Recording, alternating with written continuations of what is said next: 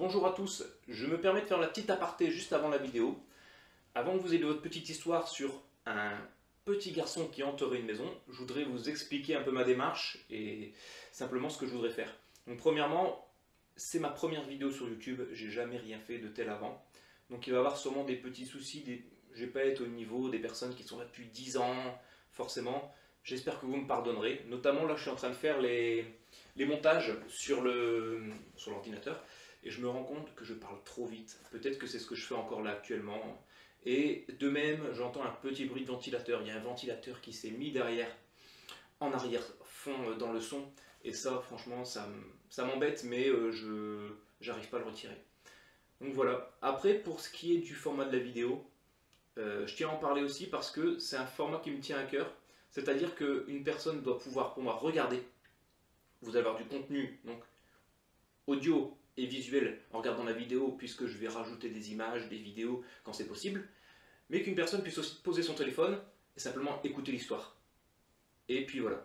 Ça, c'est quelque chose que j'apprécie dans les vidéos des autres personnes qui le font. Donc, c'est quelque chose que je voudrais aussi retranscrire pour vous. Et voilà, c'est tout. Donc maintenant, je vous laisse avec l'histoire. Et puis, à tout de suite.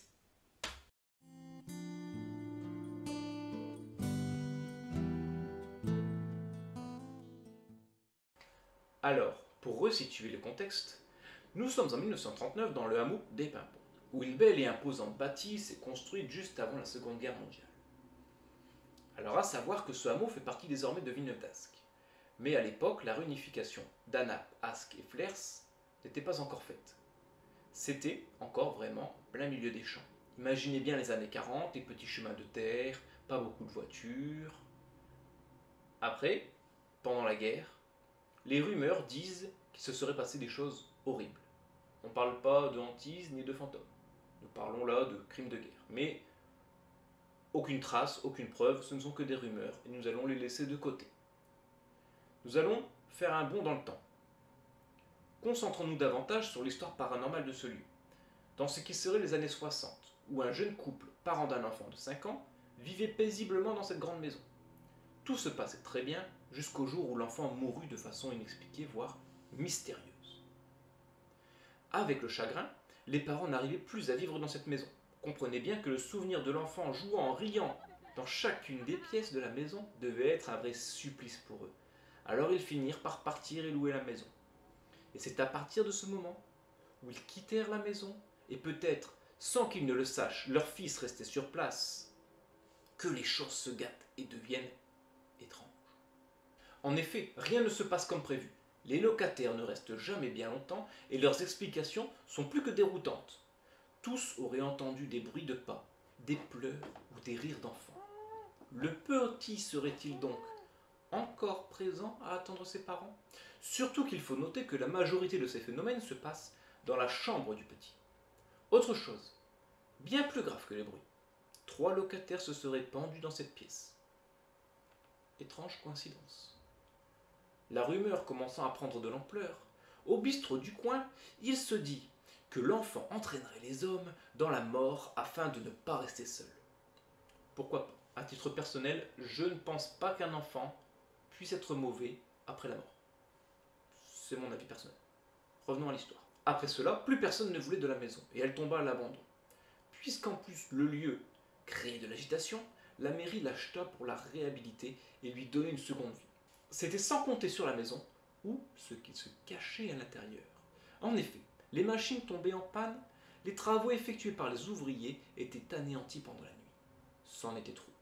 La mairie abandonna et mura toutes les fenêtres de la maison, sauf celle de la chambre du petit. Y avait-il donc une personne influente à la mairie qui ordonna de laisser cette maison tranquille et dans un souci d'apaisement aurait ordonné de laisser la fenêtre ouverte pour que le petit puisse partir quand il l'aurait décidé? En tout cas, ça y ressemble. Mais cette protection de pare-pain n'allait pas estomper la rumeur, non. Cela allait l'amplifier. Voilà désormais que l'on entend parfois des bruits à l'intérieur, de la lumière à la fenêtre, ou même la cheminée qui fume alors que plus personne n'y vit. Cela dure jusqu'en 2005, où l'église évangélique de la Nouvelle Alliance racheta la maison pour y transférer ses locaux. L'église bénit la maison à plusieurs reprises, et plus rien d'étrange ne se fit entendre. La maison attendait-elle simplement qu'on l'apaise, comme l'ont fait les membres de cette église? Peut-être. Sauf qu'en creusant un peu plus loin, nous allons nous rendre compte que tout n'est pas comme il y paraît, et que la rumeur peut davantage créer le fantôme que le fantôme la rumeur. D'abord, l'enfant. Il n'y a pas de trace dans les registres de cet enfant. Ni vivant, ni mort. Nous ne savons pas à qui nous avons affaire. Ni même de 3 pendus à cette adresse. Ce que nous savons par contre, c'est qu'il y a une propriétaire jusqu'en 1972, qui pourrait très bien être la première d'ailleurs. Et il n'est pas impossible que cette femme ait perdu un enfant, que ce soit le sien ou non. Pendant la Seconde Guerre, il était courant d'avoir de la famille chez soi, et que donc cet enfant serait mort dans cette maison, mais que les documents ont été perdus pendant la guerre. Un incendie, un bombardement, je ne sais pas, mais c'est tout à fait possible. Ensuite, deuxième chose, le fameux rachat par la mairie. Je vais reprendre les mots d'Emmanuel Kamanji, qui est le pasteur de l'église évangélique qui a racheté justement ce bâtiment. En 2005, un couple de paroissiens m'apprenait que les propriétaires de la maison dite hantée cherchaient à vendre leurs biens. Nos locaux situés à 500 mètres de là étaient trop petits. Nous cherchions un lieu qui pouvait accueillir notre centaine de fidèles et nos différentes activités. Il parle donc de propriétaire, ce qui confirme que la maison n'était pas à la mairie. Je continue. Nous avons acheté la maison en 2005 à une agricultrice qui vivait là depuis plus de 20 ans. Elle-même avait acheté aux enchères la maison qui appartenait à une famille. Elle vivait là. Pourtant, la maison a bien été murée, au vu de certaines photos encore disponibles. Alors pourquoi? Le pasteur y répond. Quand nous avons acheté la maison, cette dernière était toujours habitée. Mais elle était, il faut bien le dire, dans un état désastreux. Agricultrice, productrice de pommes de terre, la propriétaire travaillait énormément. Elle ne passait que très peu de temps dans cette maison. De l'aube jusque tard le soir, elle était dans ses champs, ou sur les marchés aux 4 coins de la région. Elle vivait avec son métayer au premier étage. Elle m'a confié avoir souffert de la réputation sulfureuse de son habitation. Elle-même n'a jamais rien ressenti d'anormal. Elle pensait qu'il s'agissait d'une rumeur lancée par un voisin. Cette histoire a attiré, et attire d'ailleurs toujours un nombre incroyable de curieux. Elle a fait murer le rez-de-chaussée à la suite d'une succession d'actes de vandalisme.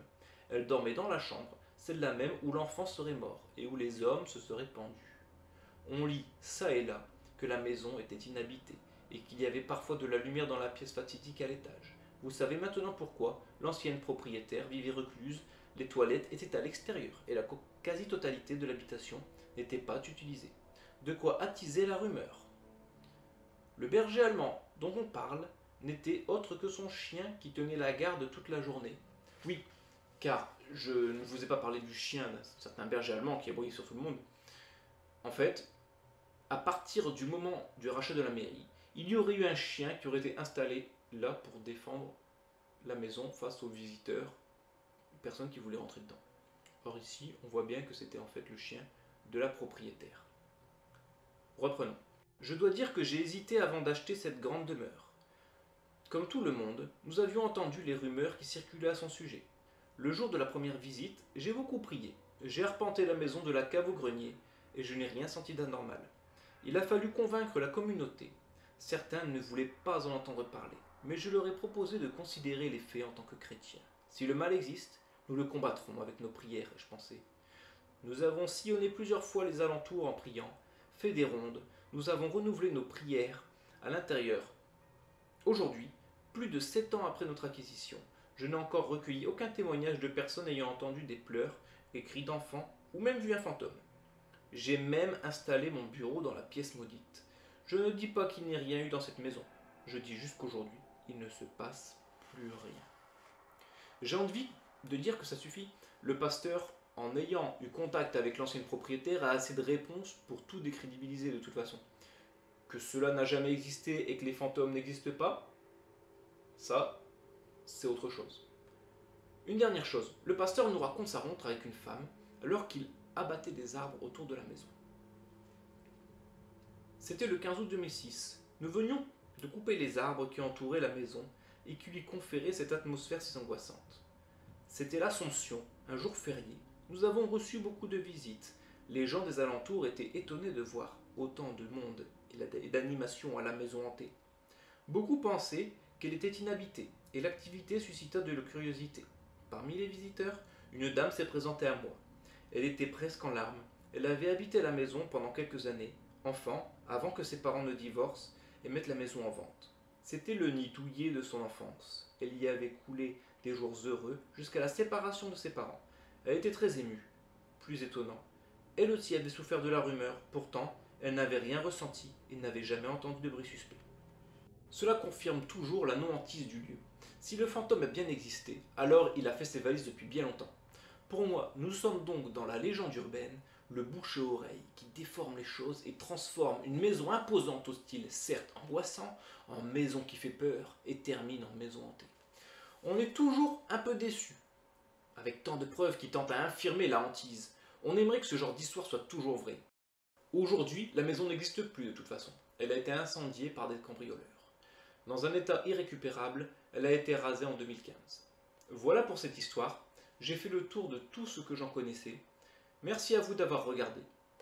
À savoir que pour cette vidéo, je me suis essentiellement basé sur le livre de Ludivine Fasseux, Maison hantée et autres lieux étranges en Nord-Pas-de-Calais, qui m'a permis notamment d'avoir le témoignage du pasteur.